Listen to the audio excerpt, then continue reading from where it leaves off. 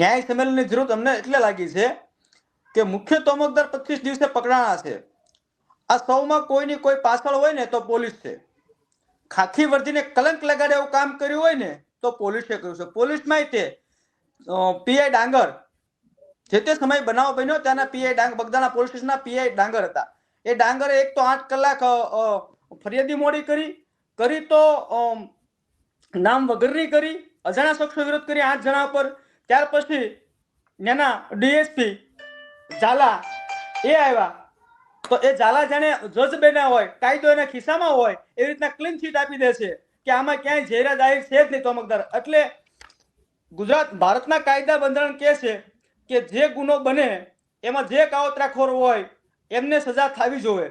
તો બે જે છોકરાઓ ખાલી હથિયાર અંબાવા ગયા છે એ છોકરાઓને રિયલ ખબર નહોતી કે હથિયાર શેના માટે માગે છે, તો એમને પણ જેલના સરિયા પાછળ નાખ્યા છે. તો આ બંનેને બધી જ ખબર હોવા છતાં કેમ આમની માથે સજા નહીં? અમારી એક જ માંગ રહી છે એમાં કે એમને બંનેને ડિસમિસ કરો અને એમની માથે ગુનો દાખલ કરો. તમે કહી રહ્યા છો કે એ બંનેને ડિસમિસ કરવાની માંગ છે તમારી, કારણ કે પહેલા તો જયરા જાહીને પકડવાની માંગ હતી, હવે જયરા જાહી સહિત 14 લોકોની ધરપકડ થઈ ગઈ અને હવે તમે પોલીસને સસ્પેન્ડ કરવાની માંગ કરી રહ્યા છો. નહીં, ડિસમિસ કરવા, સસ્પેન્ડ નહીં, ડિસમિસ. હા, ડિસમિસ કરે, ડિસમિસ કરવા પડે અને ગુનો દાખલ કરવો પડે, કેમ કે આ ગુના કાવતરામાં એ બંને છે.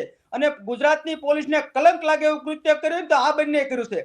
ગુજરાતની પોલીસને ક્યાંય નીચું જોઈને હાલવું પડતું ને તો આ બંને લીધે હાલવું પડશે. વર્ષો સુધી આ ઘટના વર્ષો સુધી પોલીસને કલંક લગાડે એવું કામ કર્યું છે.